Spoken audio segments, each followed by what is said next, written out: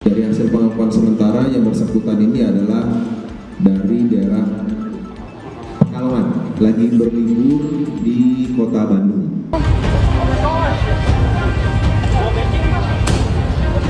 Seorang pria dikepung warga karena diduga menjual emas palsu seberat 7 gram dengan nilai 5 juta rupiah.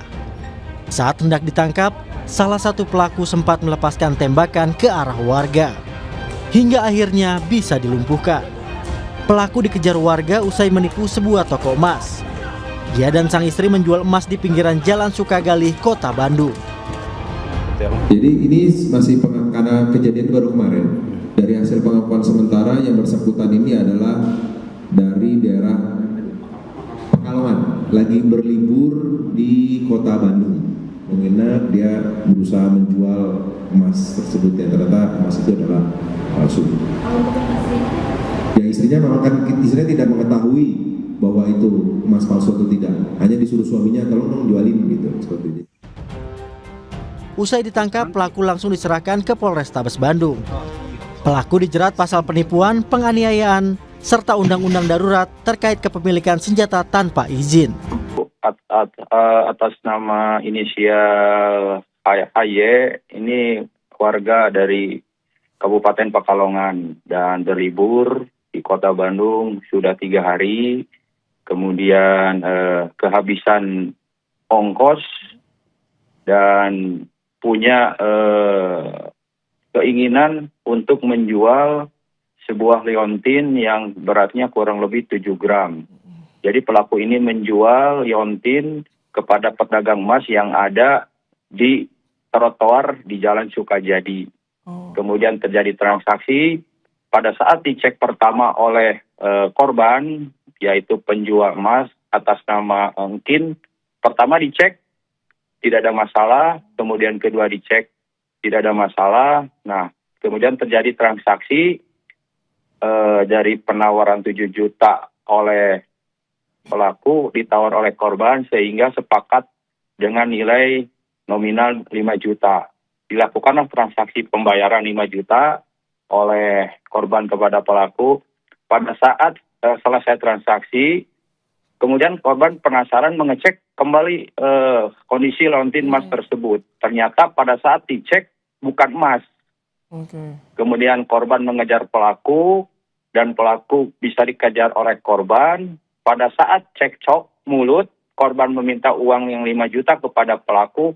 Pelaku mengeluarkan senpi senjata airsoft gun dan menembak korban sebanyak 5 kali.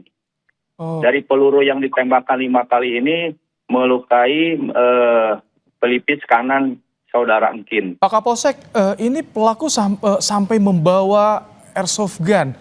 Dari Pekalongan ke Bandung membawa airsoft gun, kemudian juga kita lihat itu dari mana airsoft gunnya. Kemudian ada jaket ojek online juga itu. Ya, jadi pelaku membawa senjata soft gun ini masih kita dalami apa motifnya. Kalau pengakuan dari pelaku sementara ini adalah berlibur ke kota Bandung. Ya, tapi berlibur membawa senjata soft gun ini kita dalami lagi motifnya. Kemudian mengenakan pakaian ojek ini, pelaku ini membeli dengan secara online. Jadi pelaku ini bukan komunitas dari ojek. Ya, jadi memang sengaja membeli dari online jaket ojek tersebut. Ya, makanya mungkin jadi sepertinya ini seperti sebuah perencanaan. Dia mampu juga membeli jaket ojek online, membawa juga senjata ke kota Bandung. Ini akan diperiksa terus, termasuk istri pelaku juga diperiksa, Pak?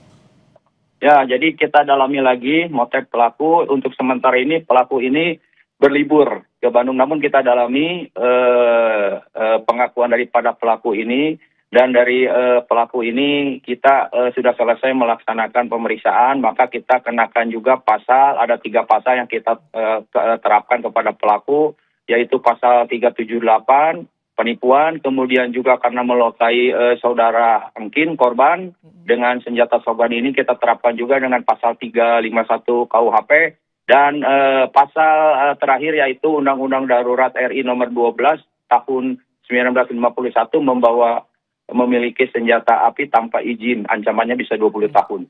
Ini tindak kejahatan di lokasi, bahkan itu dekat dengan lokasi wisata jika di Kota Bandung. Jadi imbauan bagi warga yang terutama yang tengah berwisata juga nih, Pak Kapolsek, agar terhindar dari aksi kriminalitas. Jadi kami selaku Kapolsek Sukajadi Polrestabes Bandung menghimbau kepada pengunjung yang memang mayoritasnya di Jalan Sukajadi ini daerah wisata, terutama ada juga PPJ.